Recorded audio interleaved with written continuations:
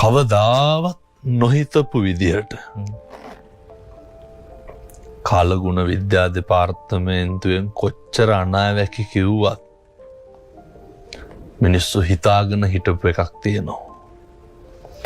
මිනිස්සු කල්පනා කරා ලොකුම ගං වතුර ඇවිල්ලත් කුබුක් ගහෙන් මෙහාට වතුර ආවේ නැහැ.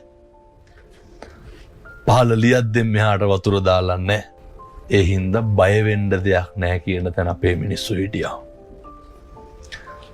අපි කොච්චර කිව්වත් මිනිස්සුන්ට කියලා මිනිස්සු ඉවත් උනේ නැහැ කියලා. අර හැම එකකටම කලකිරෙන්න අත්දැකීමක් තියෙන්න එපා. අපිට උනේ මීට පෙර නොවී විරු දෙයක්.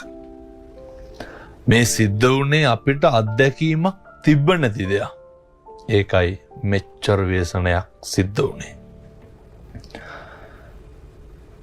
භූමිචාලක සූත්‍ර දේශනාවේ බුදුහාමුදුරුවෝ උගන්වනවා මේ පොළොව තියෙන්නේ ආනන්ද හාමුදුරුවන්ට කියන්නේ වතුරේනේ. මේ සුළඟයි වතුරයි එක්කහු වුණාම මොකද්ද වෙන්නේ නැත්තේ? මේ ස්වභාවික ආපදා විපත්ති මේ ඍතුවේ බලපෑම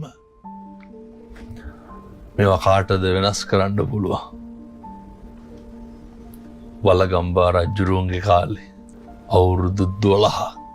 එහෙම සාගතයක් ගැන ලංකා ඉතිහාස එදා ඇහුවා මිසක්කම් කවද්දා අහලා තියෙන්නේ?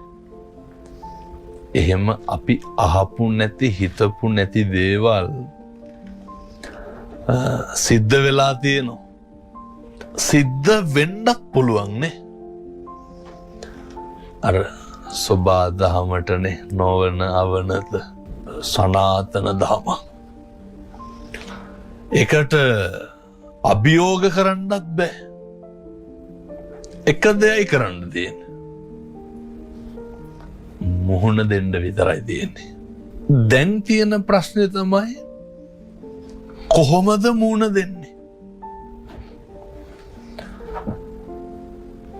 පළවෙනිම කාරණය පැහැදිලි කරනවා නම් අපි කොච්චර බණ කිව්වත් මේක අපිට දැනෙන්නේ නැහැ. සාමාන්‍ය මේ විපතට මුහුණ දීපු පිරිස හැර වෙන කිසි කෙනෙකුට මේක දැනෙන්නේ නැහැ.